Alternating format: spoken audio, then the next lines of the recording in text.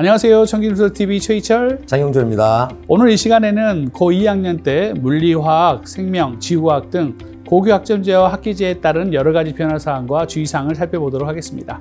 장영조 원장님, 오늘도 좋은 방송 부탁드립니다. 과탐 과목의 학기제에 따른 변동사항과 주의사항이 어떻게 될까요? 네, 학기제 과정이기 때문에 기존 과정보다는 양이 좀 줄어 있습니다. 하지만 2학년 1학기 때 세 과목을 다 해서 끝내야 돼요.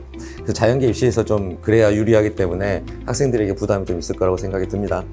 현재 고2 학생들은 물화생지 세 과목 정도를 선택하면서 각 과목별로 한 학기에 2단원 정도를 배웠었거든요, 지금은.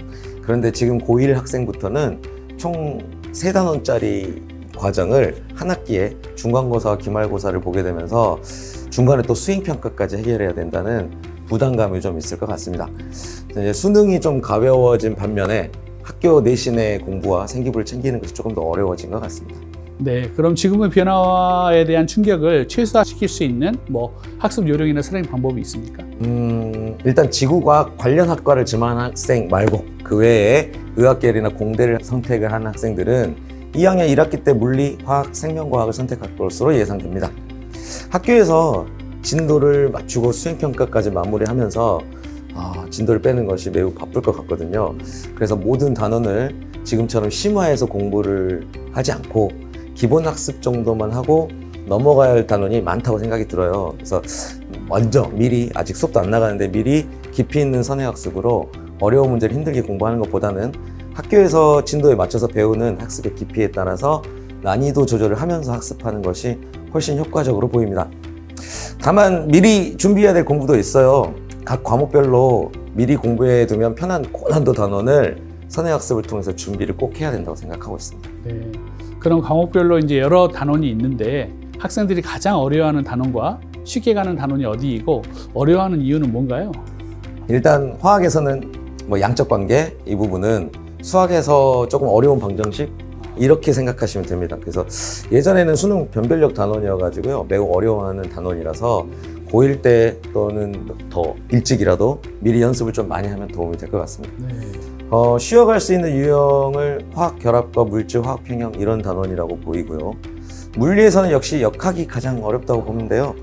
학생들이 미지수를 적어서 만들어서 식을 만들고 그거를 풀어내는 아이디어들이 좀 부족하다는 생각이 들어요. 그래서 학습 내용이 깊고 어렵지는 않지만 문제 풀이하는데 매우 어려워하고 있습니다. 나머지 단원은 좀 할만하다고 생각하고요, 물리는. 생명과학에서는 세포 분열 파트가 좀 어렵습니다. 그래서 지구과학은 천구의 좌표, 별의 물리량 이런 부분들을 어려워하고 있고, 또 지구과학 자체가 여러 자료 분석을 요구하는 문제가 많아가지고요, 이론 학습보다 체감하는 문제 난이도가 매우 높은 과목이기도 합니다. 그럼 이제 과목별로 좀 체크를 해볼까요? 일단 가장 선택 학생들이 적은 물리부터 시작을 해보죠. 그러니까 지금부터의 방송은 이제 부모님 혼자서 보시는 것보다 자녀분과 간식을 드시면서 함께 보시면 더 좋을 듯 싶습니다. 설명 좀 부탁드리겠습니다. 우선 물리는 총 3개의 단원으로 구성되어 있는데요. 1단원은 지금과 거의 비슷한 역학 파트예요. 예전에는 물2로 올려 보냈었던 돌림힘이라는 파트가 다시 등장하긴 했는데 그때는 매우 고난도 문항으로 구성되어 있었습니다. 하지만 새 과정에서는 중등 수준의 지렛대 원리 정도의 난도로 배울 것이라는 예상이 듭니다. 나머지는 지금과 비슷하게 운동의 법칙, 운동량, 그 다음에 일과 에너지, 연력학 이렇게 구성되어 있고요. 상대성 이론이 있었는데 얘는 3단원으로 이제 기말고사 범위로 이동을 했습니다. 중간고사는 한 1단원까지 볼 걸로 예상되고요. 1단원은 어려우니까 꼭 고1부터 미리 준비해서 연습을 해놔야 할 필수 선행단원인 것 같습니다. 여기를 늦게 시작하면 중간고사가 매우 어렵다는 생각이 들어요. 기말고사 범위는 2, 3단원일 것 같은데요. 1단원보다는 다룰 내용이 좀 적고 유형도 간단한데요. 특히 3단원 파동 관련 파트는 이제는 바뀌어서 빛에 관련해서 몇 가지 유형으로만 구성되어 있습니다. 2단원이 이제 또 특이한 게 전기 파트인데 이 계정 물리에서 옛날에 빠져있던 전기 회로가 다시 등장합니다. 이 부분은 저도 원래 빼면 안 되는 단원이라고 했는데 빠져 있었거든요. 그래서 저는 등장해서 다시 좋다고는 생각하는데 학생들은 조금 어려워서 부담스러워할 수도 있을 것 같아요. 하지만 그 내용이 중2 과정에서 조금 더 심화된 내용이거든요. 그래서 그때 가서 해결해도 미리 하지 않고 그때 가서 해도 늦지 않을 것 같습니다. 아마 제가 화정동 학원에서는 겨울방학 때 전기까지는 많이 시켜서 익숙하게 만들어서 공부를 시킬 것 같아요. 네, 아유 제가 듣기에도 내용들이 후덜덜하네요. 다음으로 화학으로 넘어가 볼까요? 네, 화학도 이제 좀 어려운 과목이죠. 화학도 총 4개의 단원인데요. 1단원은 지금과 같이 화학의 양적 관계입니다. 물론 농도가 기말고사인 3단원으로 옮겨져서 그 단원에서 여러 번 공부하지 않게 구성은 잘 되어 있다고 생각이 들어요. 다만 학생들의 부담이 매우 큰 심화 유형이라서 1단원은 여기도 역시 고1부터 필수로 선행학습이 들어가야 될 단원이고요. 2단원은 지금의 화학의 3단원, 지금 현재의 3단원인데요. 물질과 화학 결합이라는 단원이에요. 이 단원은 대부분의 학생들이 쉽게 생각하는 부분이고 매우 부담이 없어 보여서 미리 할 필요는 없어 보이고요. 여기까지가 중간고사를 볼 걸로 예상이 듭니다. 3단원과 4단원은 지금의 4단원을 분리해 놓은 거예요. 산화환원이 또 빠져 있어서 학생들한테는 부담이 좀 줄어 있는데 그래도 농도라든지 중화반응은 계산 문제라서 매우 어려워하는 유형입니다. 겨울방학 때 평형과 농도 관련 공부를 좀 많이 해두는 것이 준비하는 데 유리해 보인다고 생각합니다. 화학도 만만치가 않군요. 그럼 이제 생명과학으로 갑시다. 네. 생명과학은 이제 총평으로 말씀드려도 될 것 같은데요. 네. 유전, 가장 힘들어하는 유전이 진로 선택 과목이 돼버려서 이제 그 중에서 변별력이 있다면 기말고사 범위의 세포 분열 이 부분이 가장 어려운 변별력 문제고요. 나머지는 다 쉽다고 봅니다. 겨울방학에는 이 부분만 열심히 해도 다른 단어는 뭐 크게 부담 없어 보입니다. 네, 그럼 이제 마지막으로 지구과학으로 가겠습니다. 개인적으로 지구과학을 따로 공부한 적은 없는데 대학 때 제가 미기상학이라는 과목을 수강했을 때 그 과목에 한번 빠져 있었던 적이 있었거든요. 너무 신기해서요. 지구과학에 대해서 한번 말씀해 주시죠. 지구과학은 단어는 줄어든 것처럼 보여요. 하지만 소유형으로 다시 쪼개서 보면 거의 지금하고 줄어들지 않았다고 보입니다. 게다가 행성의 겉보기 운동이라고 예전에 학생들이 아주 어려워하던 단원이 없다가 다시 추가가 됐거든요. 물론 빠진 유형도 있지만 꼭 지구과학 관련 학과를 가지 않는 학생한테 추천하고 싶은 과목은 아닙니다. 어려워요, 문제가. 내용도 어렵고 생기부에 큰 도움이 되지 않기 때문에 지구과학은 제가 비추하는 과목이라고 생각합니다. 마침 이제 생기부 언급하셨으니까 실제 과탐 과목이 중요한 이유가 개인별 생기부에 많은 주제가 되고 많은 스토리 소재가 되는 것인데요. 과학 과목과 생기부 관리는 어떤 것이 있을까요? 가장 하고 싶은 말이 많은 부분이기도 합니다. 설명보다는 이건 개인별 상담하고 긴 설명이라든지 이런 게 좀 필요하다고 생각하는데요. 일단 제가 광주에 와서 한 5년 동안 입시를 하고 있는데 너무 고쳐야 할 부분이 많습니다. 좀 더 심하게 말씀드리면 입시에 대한 이해가 전혀 없다고 생각합니다. 학생도 그렇고 학부모님도 그렇고 학교도 그런 것 같고요. 생기부도 그렇고 예전에는 자소서도 정말 한숨이 나올 정도로 좀 못 만드는 것 같은 느낌이 들었습니다. 그래서 무엇을 표현하고 무엇을 강조해야 될지를 모르고 주변의 소문이라든지 이런 것만 듣고 판단을 한 것 같아요. 정말 먼저 강조를 드리고 싶은 말은 학생이든 학부모님들이든 주변의 지인들 말만 듣고 그냥 전문가들한테 확인하지 않는 그런 게 없었으면 좋겠어요. 꼭 전문가들한테 확인이라도 했으면 좋겠습니다. 네네. 또 주변에 좋은 케이스들 있잖아요. 합격했던 케이스들. 이게 꼭 자기한테 맞지는 않거든요. 그래서 제발 전문가들의 말을 먼저 듣고 믿었으면 좋겠습니다. 이제 새롭게 과정이 바뀌었으니까 입시에 가장 중요한 건 옆에 있는 학생이 어떻게 뭘 하고 있는지가 중요한 게 아니고요. 또 고등학교가 중요한 게 아닙니다. 지금은 대학이 어떤 아이들을 주로 뽑으려고 하는지에 포커스를 좀 맞춰야 돼요. 같은 학교 옆에 있는 학생은 경쟁자가 아닙니다, 이제. 대학이 바뀌는 동향을 좀 살펴보고요. 추구하는 방향을 이해하는 것이 매우 중요합니다. 제가 이제 서론이 너무 길었던 것 같은데요. 본론으로 질문에 이제 답을 드리자면, 대학은 우선 공부도 잘하고, 학교 생활도 잘하고, 성실하고, 교우 관계도 좋고, 사회성이 있는 그런 학생을 좋아하고 또 뽑고 싶어 합니다. 네. 물론 이런 걸 다 잘할 수는 없지만, 이제는 정시 전형에서도 또 교과 전형에서도 정성평가를 하고 있어요. 네. 이때 세특에서 학생의 생활이나 학습 분위기 뿐만 아니라 과학 과목을 선택하는 몇 과목을 선택하고 어떤 과목을 선택했는지 이거와 사회성을 다 평가합니다. 네. 이는 대학에서 취업이 잘 될 수 있는 인재를 찾고 있다고 보시면 되거든요. 근데 요즘 생기부들을 제가 첨삭을 해보면 온통 학생들이 활동한 내용만 있지 평가하는 내용이 별로 없습니다.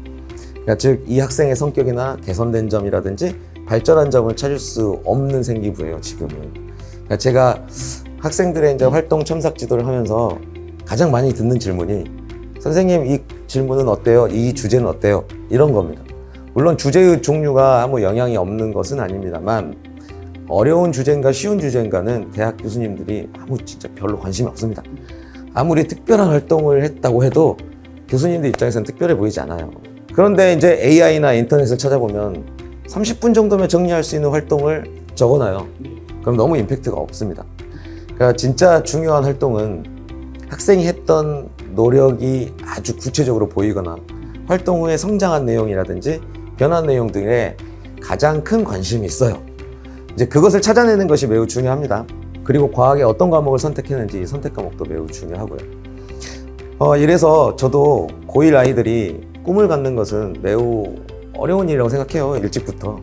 하지만 입시에서는 진로에 대한 방향을 먼저 찾아가는 아이들을 찾고 있기 때문에 우선 이 생기부를 적는 것에 앞서서 가장 먼저 진로의 방향성을 찾아보는 것이 매우 중요합니다.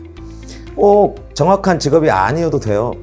이런 방향성을 정하고 나면 자신의 성격에 맞게 생기부의 주제 또는 분위기를 설정을 먼저 해요. 그리고 그 분위기가 각 세특과 활동에 잘 맞게 아주 사실적이고 구체적이어야 합니다. 특히 이번 고1부터 생기부에는 수행평가 내용을 꼭 적게 되어 있습니다. 그래서 학교 선생님들이 매우 바쁠 텐데 이 때문에 진로의 결정과 상담 컨설팅이 매우 중요하다고 생각을 합니다.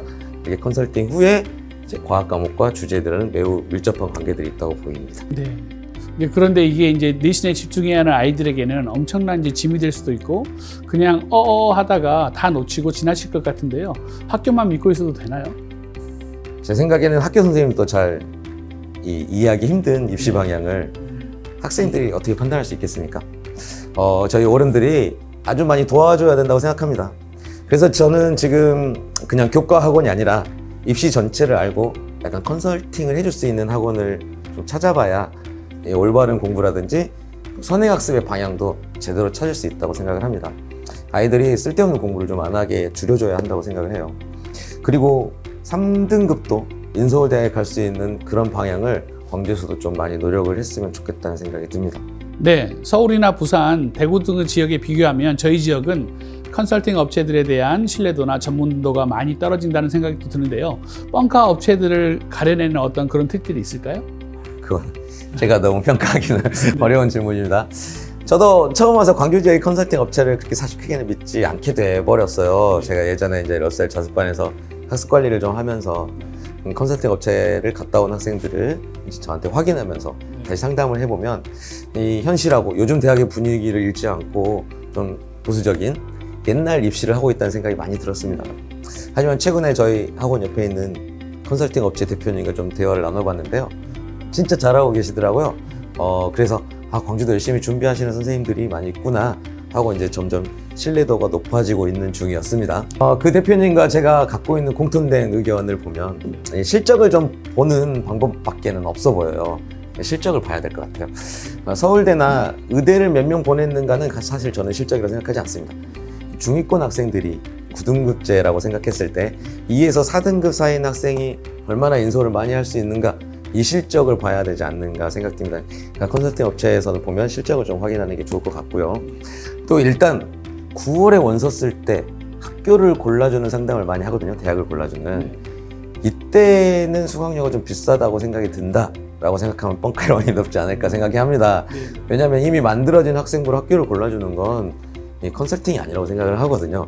그래서 거기에 컨설팅 비용을 많이 받으면 안 된다고 생각하는 게 저희의 공통적인 의견이고 있습니다. 이해가 되네요. 그러니까 언젠가 저희가 이제 특별히 방송하고 싶은 것이 지역 컨설팅 업체를 통해 서울 지역이 아닌 우리 광주 지역 학생들에게 맞는 각 학교별 생기부에 대한 이야기를 하고 싶습니다. 그런데 이제 요즘 광주 교육청에서는 내신 최저 등급을 맞추기보다는 생기부 관리를 통한 수시 전형으로 지역 학생들이 대학 합격을 지원하고 있는데 실제로 저희들이 알 수 없는 데이터를 기반으로 상담을 진행하고 있어서 신뢰성이 좀 올라가고 있는 상황이거든요. 근데 사설 컨설팅이 언젠가는 필요 없어지지 않을까라는 걱정도 되는데 어떻게 생각하시나요?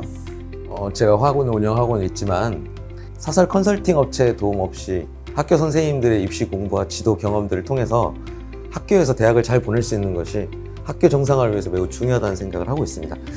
사설 업체 없이 학교에서 해결할 시대가 빨리 왔으면 좋겠다는 게 제 바람이긴 합니다. 네.